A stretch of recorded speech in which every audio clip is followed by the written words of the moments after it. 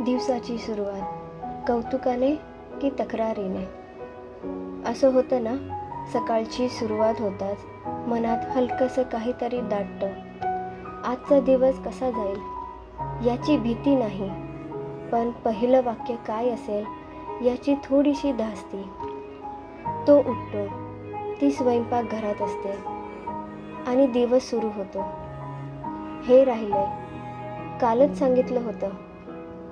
कदाचित दिवसाचा रंग पहिल्या शब्दातच ठरतो, असंही असू शकतं.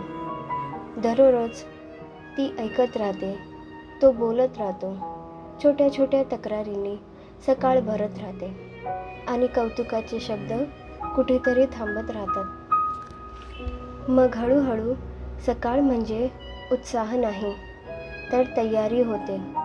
काहीतरी चुकतंय हे ऐकण्यासाठी. पण खरं सांगायचं तर दोघेही चुकीचे नसतात. त्याला अपेक्षा असतात, तिलाही थकवा असतो.